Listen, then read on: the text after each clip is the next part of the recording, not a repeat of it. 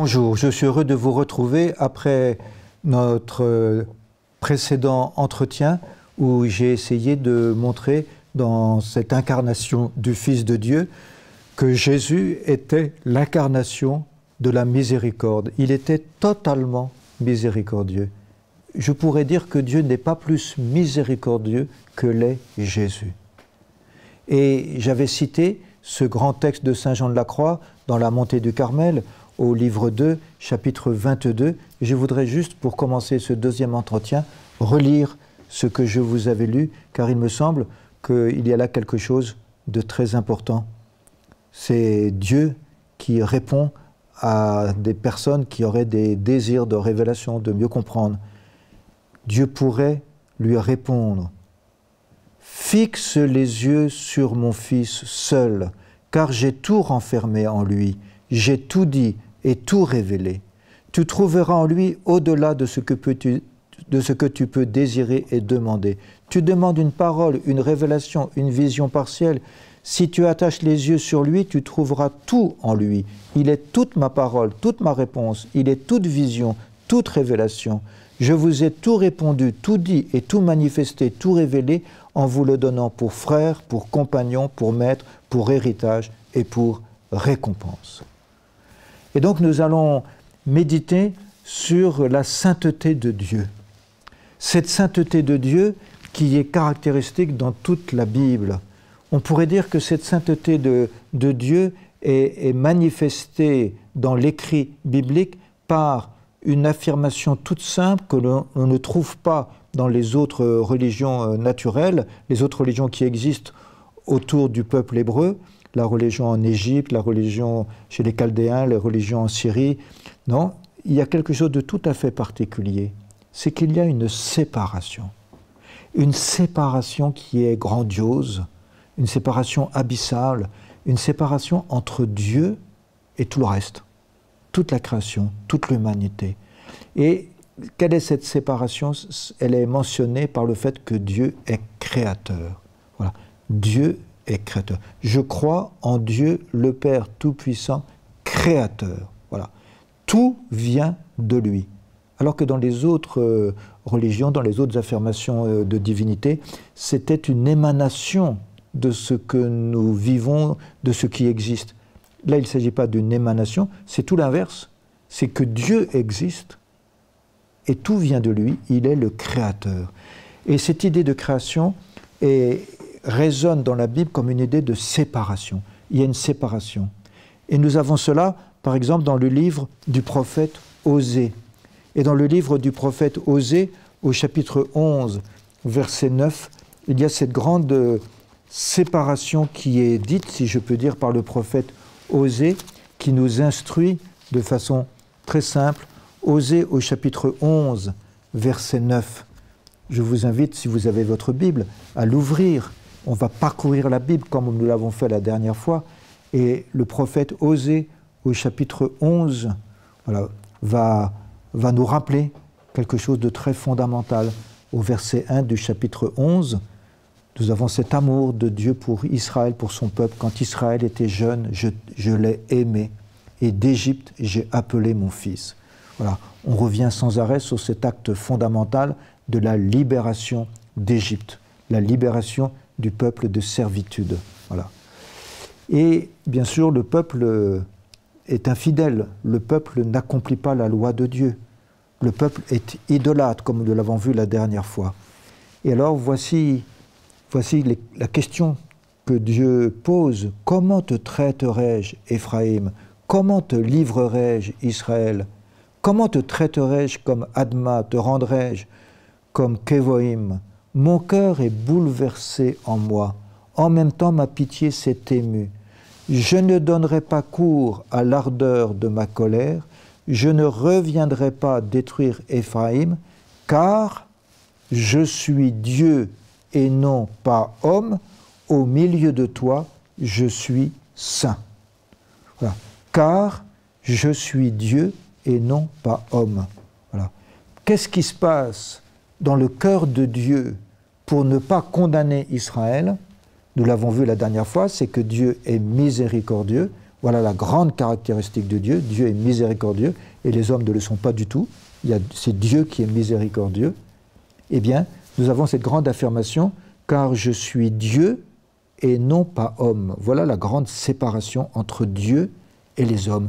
Les hommes sont fratricides, les hommes se font du mal les uns aux autres, et cela a commencé par le récit de Caïn et Abel qui essayent de dire ce drame, ce meurtre que les hommes se font les uns aux autres, mais moi je suis Dieu et non pas un homme, et quelle est la caractéristique de cette particularité de Dieu? Je suis Dieu et non pas homme, au milieu de toi, je suis saint. Voilà la grande affirmation de la sainteté de Dieu. Et cette sainteté de Dieu apparaît d'une certaine manière pour la première fois dans le livre de l'Exode, tout à fait au début, au chapitre 3, verset 5. Nous avons cette affirmation toute simple, c'est Dieu qui se manifeste à Moïse dans le buisson ardent. Vous pouvez aller dans l'Exode au chapitre 3. Moïse faisait perdre le troupeau de son beau-père Jéthro, prêtre de Madian. Il mena le troupeau au-delà du désert et parvint à la montagne de Dieu, à l'Horeb. L'ange du Seigneur lui apparut dans une flamme de feu du milieu du buisson. Moïse regarda, le buisson était en feu et le buisson n'était pas dévoré, ne se consumait pas. Moïse dit, je vais faire un détour pour voir cette grande vision. Pourquoi le buisson ne brûle-t-il pas? Le Seigneur vit qu'il avait fait un détour pour voir, et Dieu l'appela du milieu du buisson, Moïse, Moïse. Celui-ci répondit, me voici. Il dit, donc c'est Dieu qui parle, Dieu dit, n'approche pas d'ici, retire tes sandales de tes pieds, car le lieu où tu te tiens est une terre sainte. Voilà, là où Dieu est, alors il y a la sainteté. Voilà, Dieu est saint. Et dans le livre du Lévitique, qui est ce grand livre qui est juste après le livre de l'Exode, au chapitre 11, nous avons cette grande affirmation sur la sainteté de Dieu, comme si c'était quelque chose de très particulier qui était propre à Dieu. Au chapitre 11, verset 44. « Car c'est moi le Seigneur votre Dieu. Vous vous sanctifierez donc pour être saints, car je suis saint. Vous ne vous rendrez pas vous-même impurs avec toutes ces bestioles qui remuent sur la terre ferme, car c'est moi le Seigneur qui vous ai fait monter du pays d'Égypte, afin que pour vous je sois Dieu. Vous devez donc être saints, puisque je suis saint. » Voilà. C'est la grande affirmation, deux fois répétée, à la fin du chapitre 11 du Lévitique, au verset 44 et 45. Voilà. Je suis saint. Et cette affirmation, elle est répétée au chapitre 19 du Lévitique, où on a ce qu'on appelle le grand code de sainteté. Eh bien, au chapitre 19, verset 2, le Seigneur adressa la parole à Moïse. « Parle à toute la communauté des fils d'Israël. Tu leur diras, soyez saints, car je suis saint, moi le Seigneur votre Dieu. Je suis saint, moi le Seigneur votre Dieu. » Et on a cette affirmation qui est répétée dans le Lévitique, « Car je suis saint, moi le Seigneur notre Dieu. » Et le successeur de Moïse, c'est Josué. Voilà. Et Josué, lui, va rentrer en terre promise. Eh bien, Josué qui va avoir les mêmes privilèges, si je peux dire, que Moïse, la même autorité que Moïse, eh bien, nous allons voir à la fin du livre de Josué, au chapitre 24, verset 19, cette grande affirmation. Vous ne pourrez pas servir le Seigneur. Voilà. C'est triste à dire, mais il en est ainsi. C'est comme si Josué comprenait que le peuple hébreu ne peut pas servir le Seigneur. Pourquoi? Parce qu'il est pécheur. Il n'accomplit pas la loi. Plus précisément, il n'accomplit pas toute la loi. C'est la grande tradition du judaïsme où il s'agit d'accomplir toute la loi, tous les commandements. Vous ne pouvez pas servir le Seigneur. Et pourquoi? Car c'est un Dieu saint. Voilà. Car c'est un Dieu saint. Voilà. Et voilà la grande différence entre nous, pauvres pécheurs, et Dieu qui est saint. Ceci, c'est dans les premiers livres de la Bible, si je peux dire, dans la Torah, prolongée avec le livre de Josué, mais nous avons cela chez les prophètes, puisque, comme je l'ai expliqué la dernière fois, on pourrait diviser en trois l'Ancien Testament. Premièrement, la Torah, la loi de Dieu dans les 5 premiers livres, puis ensuite les prophètes, puis ensuite les écrits, les psaumes. Et voilà ce grand texte que nous connaissons bien, puisque c'est le texte qui est mis dans la liturgie au Sanctus, quand nous chantons tous « Saint, Saint, Saint, le Seigneur ». Eh bien, nous avons cela au chapitre 6 du prophète Isaïe. Au chapitre 6, verset 1, dans le livre d'Isaïe, « L'année de la mort du roi Osias, je vis le Seigneur assis sur un trône très élevé. Sa traîne remplissait le temple. Des séraphins se tenaient au-dessus de lui.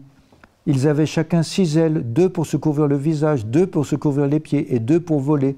Ils se criaient l'un à l'autre, « Saint, Saint, Saint, le Seigneur, le Tout-Puissant, sa gloire remplit l'univers. » Les pivots des portes se mirent à trembler devant la sainteté de Dieu. Voilà cette grande affirmation, voilà, « Saint, Saint, Saint ». Et cette affirmation sera reprise dans le livre de l'Apocalypse, au chapitre 4, verset 8, où il y aura cette affirmation « Saint, Saint, Saint », voilà, qui est chantée, voilà, dans la Jérusalem céleste. Mais nous avons aussi cette affirmation dans les psaumes.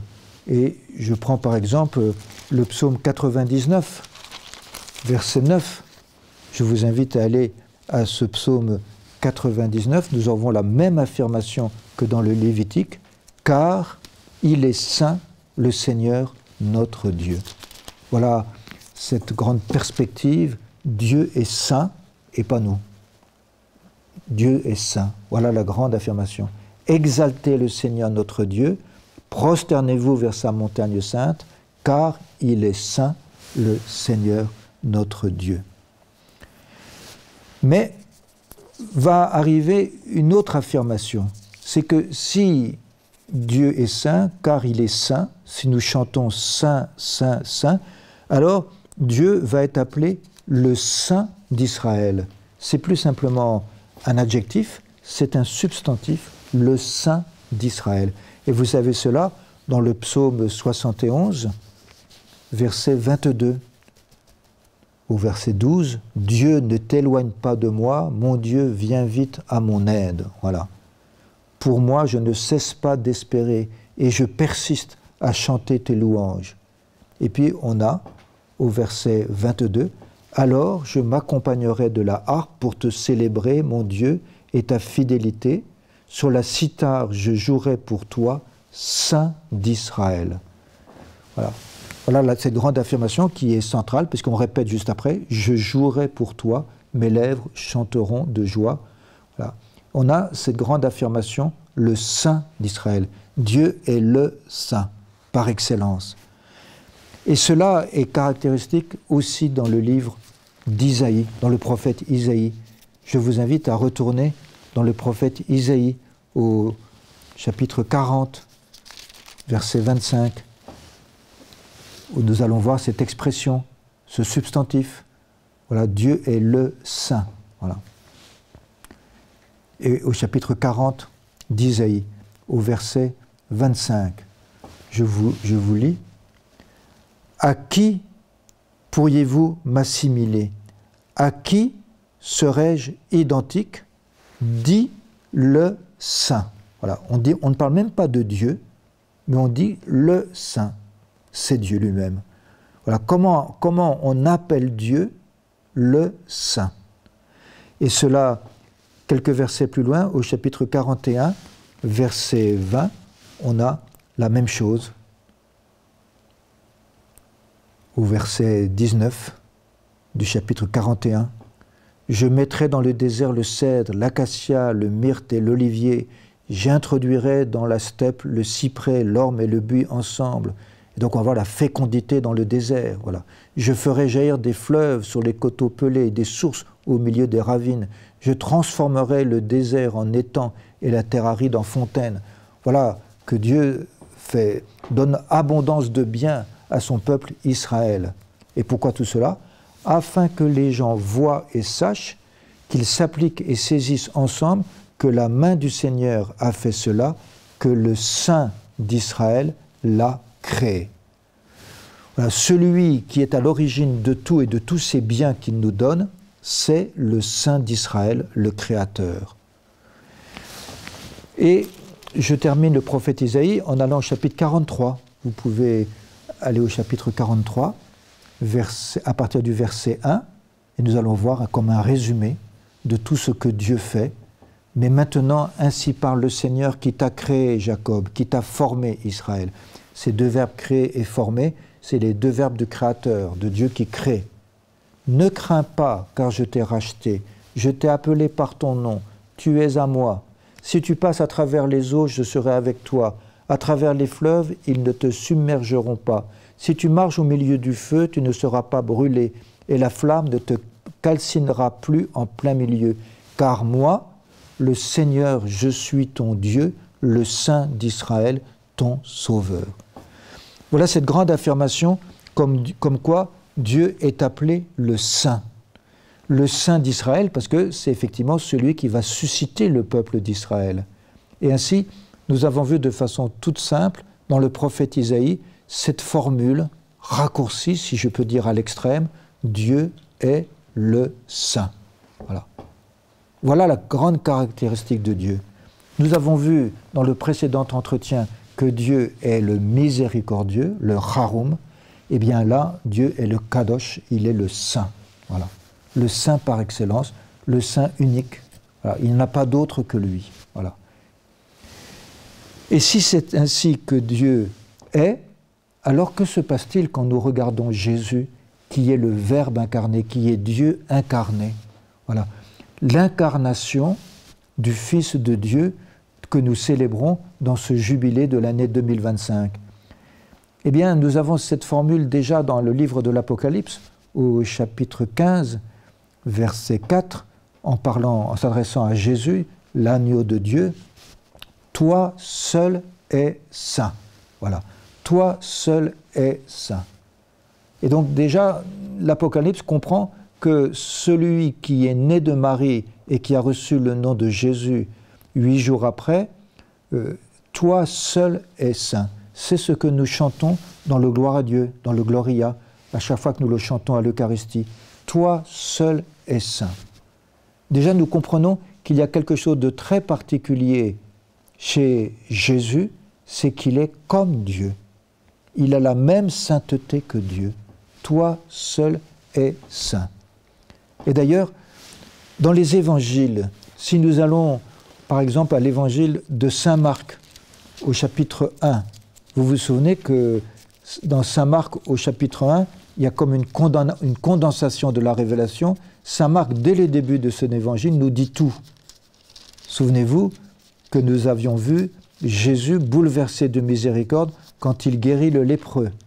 Eh bien, qu'est-ce qui se passe au chapitre 1?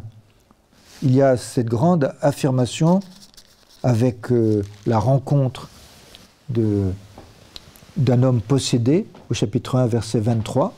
Justement, il y avait dans leur synagogue un homme possédé d'un esprit impur. Il s'écria « Que nous veux-tu, Jésus de Nazareth? Tu es venu pour nous perdre. Je sais qui tu es, le Saint de Dieu. » Voilà. C'est la même affirmation, le même substantif, le Saint de Dieu. Voilà que cela nous est dit dès le début de l'évangile de saint Marc. Je sais qui tu es, le Saint de Dieu. Souvenez-vous, dans le livre de Jonas, on avait cette affirmation « Je sais bien que tu es le miséricordieux ». Et bien là, je sais qui tu es, le Saint de Dieu. Voilà cette grande affirmation avec la rencontre de Jésus avec le possédé dans leur synagogue. Et c'est Jésus de Nazareth qui est le Saint de Dieu. C'est le début de l'évangile de saint Marc. Au chapitre 1, nous avons Jésus qui est le Saint de Dieu et nous avons Jésus qui est le miséricordieux. Jésus qui est le Saint de Dieu, nous le retrouvons aussi dans l'évangile de saint Luc, et c'est aussi au début de l'évangile de saint Luc. Si on supprime de l'évangile de saint Luc tous les évangiles, toute la part de l'évangile de l'enfance, où on raconte les annonciations, la naissance de Jean-Baptiste, la naissance de Jésus, le baptême de Jésus, on arrive au chapitre 4, verset 1, et ça commence ainsi, Jésus rempli d'Esprit Saint. On pourrait dire que ce chapitre 4 de Saint Luc, c'est comme un nouveau début de l'évangile de Saint Luc. Eh bien, dès ce chapitre 4, on a cette rencontre dans la synagogue de Nazareth, ou à Capharnaüm, où il y a la même chose, la rencontre d'un homme possédé dans la synagogue à Capharnaüm. Il y avait dans la synagogue un homme qui avait un esprit de démon impur. Il s'écria d'une voix forte, « Ah, que nous veux-tu, Jésus de Nazareth? Tu es venu pour nous perdre. Je sais qui tu es, le Saint de Dieu. » Voilà que nous avons cette même affirmation dans l'évangile de Saint Luc, comme dans l'évangile de Saint Marc, « Je sais qui tu es, le Saint de Dieu. » Et cette affirmation est importante, c'est « Je sais qui tu es ». Voilà, c'est comme une affirmation de foi. « Je sais qui tu es, le Saint de Dieu. » Et dans l'évangile de Saint Jean, au chapitre 6, nous avons la même chose. C'est tout à la fin du chapitre 6. En tournant les pages de votre Nouveau Testament, de votre Bible, vous pouvez arriver à l'évangile de Saint Jean, au chapitre 6. Chapitre 6, à la fin, c'est un moment qu'on pourrait dire pathétique, parce que tout le monde quitte Jésus à cause de son discours sur le pain de vie. Quand il va donner sa chair à manger, plus personne ne croit en lui, tout le monde s'en va. Et du coup, les disciples menacent de partir. Dès lors, beaucoup de ses disciples s'en retournèrent et cessèrent de faire route avec lui. On est au verset 66. Et au verset 67, « Alors Jésus dit aux 12, « Et vous, ne voulez-vous pas partir ?» Simon-Pierre lui répondit, « Seigneur, à qui irions-nous? Tu as des paroles de vie éternelle, et nous, nous avons cru et nous avons connu que tu es le Saint de Dieu. » Ce n'est pas simplement les démons, ceux qui sont dans l'homme possédé, qui disent cela. Là, c'est Pierre, l'apôtre Pierre, qui parle au nom des 12. Voilà. À qui irions-nous? Tu es le Saint de Dieu. Et les apôtres qui sont juifs connaissent bien les Écritures et savent bien que dans les Écritures, on appelle Dieu le Saint d'Israël. Et voilà qu'ici, c'est le Saint de Dieu, le Saint qui vient de Dieu. Voilà. Le Saint, c'est la même affirmation que dans l'Ancien Testament. Voilà qui est Jésus. C'est l'incarnation de la sainteté de Dieu. Et cette incarnation de la sainteté de Dieu, nous le voyons en tournant les pages de notre Nouveau Testament. Après l'évangile de Saint Jean, on va dans les Actes des Apôtres. Et dans les Actes des Apôtres, je vous invite à aller au chapitre 3. Et dans ces Actes des Apôtres, au chapitre 3, verset 14, c'est le grand discours de Pierre. À cette vue, Pierre s'adressa au peuple, au verset 12, « Israélites, pourquoi vous étonnez de ce qui arrive? Ou pourquoi nous fixez, nous, comme si c'était par notre puissance ou notre piété personnelle que nous avions fait marcher cet homme ?» Donc ils font marcher un paralysé qui était à la belle porte du temple et qui mendiait. Et puis, le discours de Pierre continue. « Le Dieu d'Abraham, d'Isaac et de Jacob, le Dieu de nos pères, a glorifié son serviteur Jésus, que vous aviez livré et que vous aviez refusé en présence de Pilate, décidé quant à lui à le relâcher. Vous avez refusé le saint et le juste. » Vous avez refusé le saint et le juste. Voilà que dans la bouche de l'apôtre Pierre, dans les Actes des Apôtres, Jésus est appelé le saint.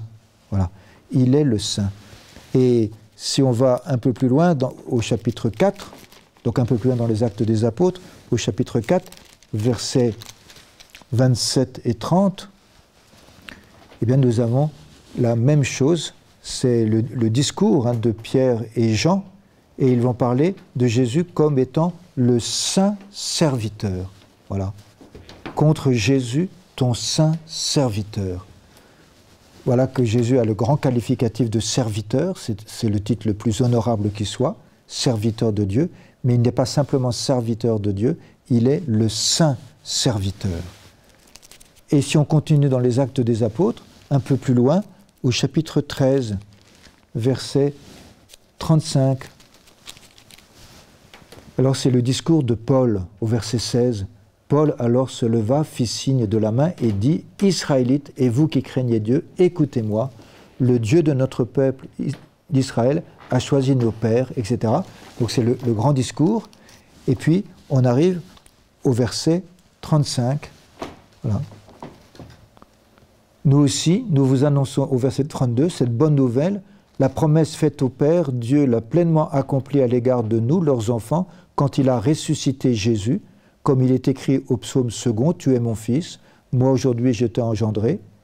Et puis saint Paul reprend, « Que Dieu l'ait ressuscité des morts, sans retour possible à la décomposition, c'est bien ce qu'il avait déclaré. Je vous donnerai les saintes, les véritables réalités de David. C'est pourquoi il dit aussi dans un autre passage, « Tu ne laisseras pas ton saint connaître la corruption, la décomposition. Tu ne laisseras pas ton saint connaître la décomposition. » Voilà qu'on cite ici l'Ancien Testament et on l'applique à Jésus. Jésus est appelé le Saint. Voilà. Et effectivement, nous voyons dans cette vie de Jésus cette sainteté. Dans l'évangile de Saint Jean, et je vous invite, si vous le voulez bien, à aller dans l'évangile de Saint Jean, au chapitre 8. Et dans cet évangile de Saint Jean, au chapitre 8, nous allons voir des caractéristiques, si je peux dire, dans la bouche même de Jésus, où Jésus reconnaît devant ses adversaires, il est en grand dialogue avec ceux qui n'arrivent pas à croire en lui, et Jésus va dire des choses sur lui dans ce grand dialogue au chapitre 8. Et je vous invite à aller au verset 29.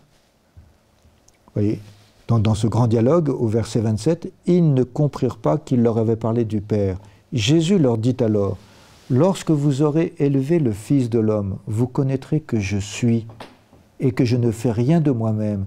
Je dis ce que le Père m'a envoyé. Celui qui m'a envoyé est avec moi. Il ne m'a pas laissé seul, parce que je fais toujours ce qui lui plaît. » Voilà. Voilà. Qui est Jésus ? C'est celui qui fait toujours ce qui plaît au Père. Voilà. On pourrait dire qu'il accomplit toute la loi dans sa plénitude. Il accomplit tous les commandements. Le plus petit commandement, voilà, il l'accomplit. Je fais toujours ce qui lui plaît. Voilà pour le verset 29 du chapitre 8. Et on peut aller un peu plus loin dans ce chapitre 8. Je vous invite à aller au verset 46. Il discute, bien sûr, avec ces Juifs qui n'arrivent pas à croire en lui, et ces Juifs qui ont une belle connaissance de la Torah, qui savent bien que le plus grand commandement, c'est d'aimer Dieu et d'aimer Dieu seul, et ils font allusion à son plus grand commandement, parce que c'est leur grand commandement. Donc on voit que ce sont des Juifs de très grande qualité, des Juifs d'une très grande foi en Dieu, d'une très grande confiance en Dieu, des Juifs qui veulent accomplir les commandements de la loi de Dieu, qui veulent accomplir ce schéma Israël. Écoute Israël, tu aimeras le Seigneur ton Dieu de tout ton cœur, de toute ton âme, de toute ta force. Mais voilà que Jésus va parler de lui dans sa grande discussion. Quant à moi, au verset 45, quant à moi, c'est parce que je dis la vérité que vous ne me croyez pas. Qui de vous me convaincra de péché ?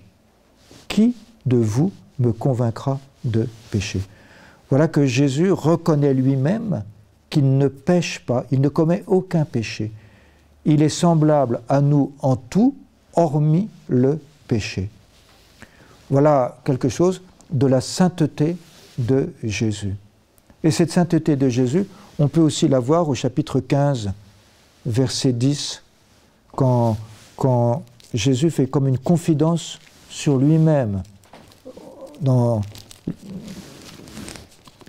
Il nous exhorte, si je peux dire, et dans cette exhortation, eh bien voilà qu'il fait une confidence sur lui-même au chapitre 15. Je vous invite à aller à ce chapitre 15 et au verset 9, à partir du verset 9 du chapitre 15, dans l'évangile de Saint Jean. « Comme le Père m'a aimé, moi aussi je vous ai aimé. Demeurez dans mon amour. Si vous observez mes commandements, vous demeurerez dans mon amour, comme en observant les commandements de mon Père, je demeure dans son amour. Voilà la confidence, si je peux dire, que Jésus fait à son insu. Il nous confie qu'il observe les commandements de son Père. Voilà. Voilà Jésus qui est parfait dans l'observance des commandements. Voilà la sainteté. Il est irréprochable, comme dit le mot biblique, de celui qui accomplit toute la loi de Dieu, tous les commandements, il est irréprochable. Voilà pourquoi Jésus est le saint par excellence. Alors je vous invite à retourner au chapitre 8 de Saint Jean, parce que nous allons voir quel est l'effet, si je peux dire, de cette sainteté. Voilà. Quel est l'effet de cette sainteté? Jésus est l'incarnation du Fils de Dieu. Il est le Verbe fait chair. Et si Dieu est le Saint, parce qu'il est totalement séparé de l'humanité qui est les pécheresses, alors, quand le Fils de Dieu s'incarne, eh bien, il est le Saint. Et il est reconnu comme le Saint. Et il parle de lui, Jésus, comme effectivement étant saint. Qui me convaincra de péché? Je fais toujours ce qui plaît à mon Père. J'observe les commandements de mon Père. Voilà celui dont nous proclamons avec l'Apocalypse, toi seul es saint. Et quelle est la réalité de cette sainteté? Eh bien, dans le chapitre 8 de Saint Jean, nous allons le découvrir de façon tout à fait étonnante. Et nous allons découvrir que Jésus est semblable à nous, en tout semblable à nous, hormis le péché. Et à cet égard-là, il est séparé de nous. Il n'est pas comme nous. Il est la sainteté pure, limpide, la pure sainteté de Dieu, faite chair. Donc nous sommes au chapitre 8 de Saint Jean. Et Jésus gagna le mont des Oliviers. Dès le point du jour, il revint au temple. Et comme tout le peuple venait à lui, il s'assit et se mit à enseigner. Et donc, voilà que Jésus s'assied, c'est l'attitude de celui qui enseigne, voilà, du rabbi, voilà, le maître qui enseigne, eh bien, il s'assoit. Les scribes et les pharisiens amenèrent alors une femme qu'on avait surprise en adultère et ils la placèrent au milieu du groupe. Et là, ils interrogent le rabbi, exactement comme on fait d'habitude. Eh bien, pour une situation particulière, rabbi, qu'est-ce que tu nous dis de la loi de Dieu? Comment la loi de Dieu s'applique à cette situation particulière? Maître, lui dirent-ils, cette femme a été prise en flagrant délit d'adultère. Dans la loi, Moïse nous a prescrit de lapider ces femmes-là. Et toi, qu'en dis-tu? Voilà. Là, on voit bien qu'il s'agit peut-être d'un événement concret, c'est possible, mais l'évangile de Saint Jean, comme tous les évangiles, n'est pas là pour nous raconter des affaires concrètes, ce n'est pas un livre d'histoire, il est là pour nous révéler, pour nous faire entendre quelque chose du mystère de Dieu. Et cette femme, c'est peut-être le symbole de l'humanité. Et cette femme qui est prise en flagrant délit d'adultère, c'est l'humanité idolâtre. Dans tout l'Ancien Testament, l'idolâtrie est comparée à un adultère. Pourquoi? Au lieu de vénérer l'époux Dieu qui fait alliance avec nous, on va vénérer le veau d'or. Voilà l'adultère, voilà l'idolâtrie. Et cette femme adultère, elle est le symbole de l'humanité qui vénère des idoles. Et quelles que soient ces idoles, on peut les nommer de façon claire. On va faire des choses folles pour ces idoles en oubliant que Dieu seul mérite qu'on fasse des choses folles pour Dieu.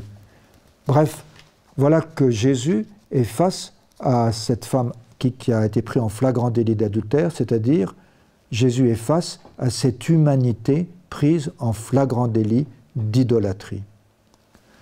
Il parlait ainsi dans l'intention de lui tendre un piège pour avoir de quoi l'accuser. Mais Jésus, se baissant, se mit à tracer du doigt des traits sur le sol. Alors cette attitude est énigmatique. On peut juste penser que dans l'Exode, la loi est écrite sur les pierres du doigt de Dieu. Et il y a une insistance. Dieu a écrit avec son doigt. On pourrait imaginer que Jésus se baissant, c'est l'incarnation, il s'abaisse, il vient sur terre, et qu'est-ce qu'il fait sur terre? Il écrit la loi de Dieu. Voilà. Comme ils continuaient à lui poser des questions, Jésus se redressa et leur dit « Que celui d'entre vous qui n'a jamais péché lui jette la première pierre. » Et s'inclinant à nouveau, il se remit à tracer des traits sur le sol. Vous savez que dans le livre de l'Exode, précisément avec le veau d'or, eh bien, les lois vont être écrites du doigt de Dieu sur les tables de pierre. Elles vont être écrites 2 fois. Une fois avant le péché du veau d'or et une autre fois après le péché du veau d'or. Eh bien, c'est exactement une allusion vraisemblablement à ce passage du livre de l'Exode où il y a 2 fois Jésus qui écrit des traits sur le sol, il écrit la loi. Et que se passe-t-il? Après avoir entendu ces paroles, ils se retirèrent l'un à l'autre, à commencer par les plus âgés. Et Jésus resta seul. Pourquoi ce sont les plus âgés? Ça ne veut pas dire qu'ils sont plus pécheurs que les plus jeunes, mais les plus âgés, ce sont les plus lucides, ceux qui ont le plus de sagesse, ceux qui ont le plus de discernement. Et ainsi, ils discernent que le péché est en eux, que le péché est dans l'humanité. Et donc, ils ne peuvent que s'éloigner, ils ne peuvent pas jeter la pierre, hein, comme l'a dit Jésus, que celui d'entre vous qui n'a jamais péché lui jette la première pierre. Peut-être que des plus jeunes, un peu aveugles sur eux-mêmes, pensent qu'ils sont sans péché. C'est l'illusion de la jeunesse, mais pas la sagesse de l'âge. Avec la sagesse de l'âge, on sait trop que le péché est là. Et donc, il reste Jésus seul. Tout le monde est parti. Comme la femme était toujours là au milieu du cercle, Jésus se redressa et lui dit « Femme, où sont-ils donc ? Personne ne t'a condamné ?»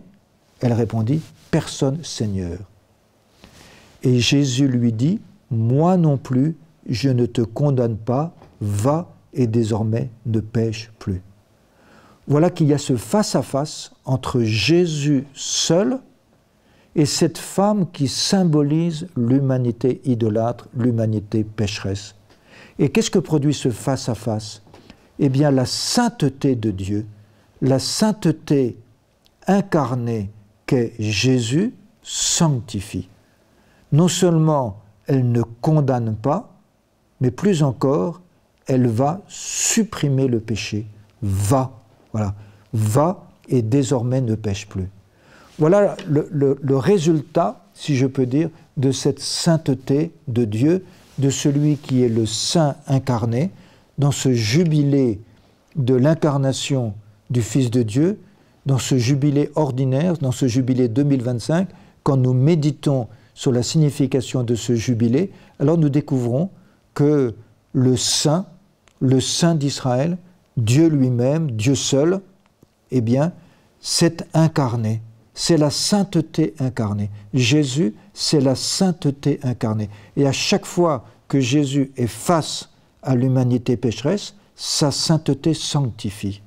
À chaque fois que nous nous laissons toucher par lui, il nous sanctifie. Par contre, nous pécheurs, nous ne pouvons pas sanctifier les pécheurs. Voilà la grande séparation entre Dieu seul qui est saint, ce que nous chantons pour Jésus dans l'Apocalypse au chapitre 15, verset 4, « Toi seul es saint », eh bien, cette sainteté incarnée de Dieu en Jésus fait que Jésus est le grand sanctificateur parce qu'il est le Saint de Dieu incarné au milieu de nous. Nous continuerons le 3e entretien et nous réfléchirons sur un autre aspect, c'est le salut. Dieu est le Sauveur. Si vous le voulez bien, nous pourrons nous voir la prochaine fois. Apportez votre Bible et nous continuerons à nous promener, si je peux dire, à faire une petite promenade dans la Bible et découvrir à quel point Jésus est Dieu incarné et donc il est totalement le reflet de Dieu. Il vit totalement ce qu'est Dieu. Il est à la fois le miséricordieux, il est à la fois le saint et il est à la fois le Sauveur. À la prochaine fois, si vous le voulez bien.